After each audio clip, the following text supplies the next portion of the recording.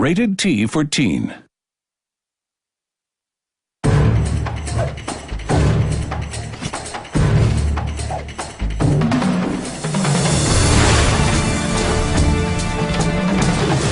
The first thing that appealed to me as somebody who's worked with a number of similar RTS format and genres was the scope and the range of this particular project.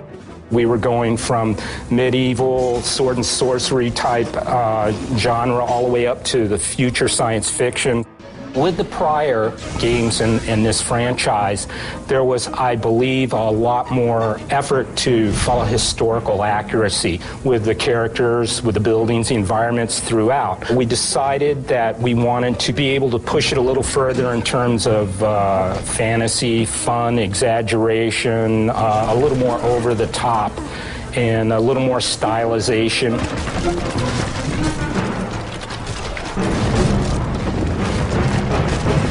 It just so happened that I'm a history buff. I've already done a lot of research into military history, costumes, armor, warfare. When you start really delving into the history, you realize that all the cultures, all the societies, all the armies borrowed from each other. And there were elements of Western armor incorporated into the Mideast who were borrowing from the Mongols. We were able to borrow from all these separate cultures, architectural features from Thailand, from China, from Japanese, and kind of blend them together and come up with an overall look. I would look at a lot of Tibetan architecture, look at Tibetan armor, because it has such an exotic feel to it. And everybody by now is already familiar with the samurai warrior. You've already seen the ninja done 1,000 times. But there's so many other little cultures and interesting art styles and feelings and flavors from all these other unique Far Eastern cultures that it was really a lot of fun to research those, explore those, and then try to meld it all together into something that was a little more interesting. The sum was a lot more interesting than the parts. I always tried to make it historically accurate enough that somebody who's well-versed in history could look at that and easily recognize what the unit was supposed to be, what period it represented, what region that it should be from. While you may not see any one particular unit depicted in the history books, I don't think any one of our characters would be out of place historically.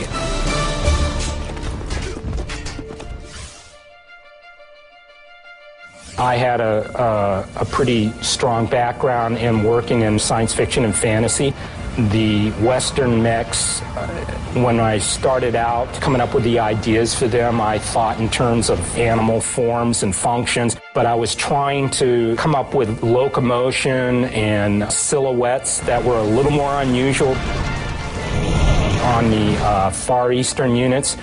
That got even more creative in terms of how far we could push the fantasy element, and so I like the future units a lot for the Far East too. I tried to maintain some faithfulness in that whatever we created, as bizarre as it ended up looking, for the most part, it was rooted in reality, that it felt like it had form, function, and that it would really actually work in the sense that it was supposed to.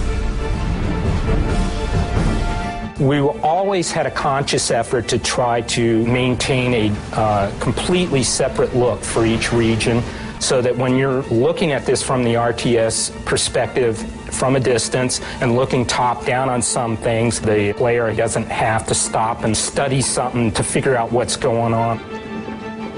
I knew that we were going to have to try to keep the textures and the geometry as individual as possible, using organic shapes for the Far East and more boxier geometric shapes for the Western units in order to fit the criteria that was being established for the Mideast. We started creating more of a post-apocalyptic feel to it.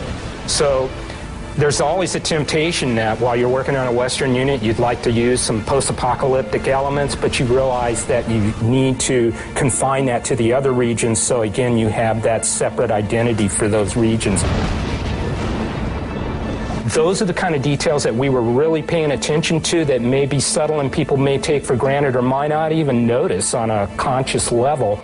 where we really spent a lot of time thinking about these things and trying to solve these problems. I think we succeeded in that pretty well, and I'm pretty happy with that. Empire Earth 3. Your quest for world domination begins November 2007. Visit EmpireEarth.com.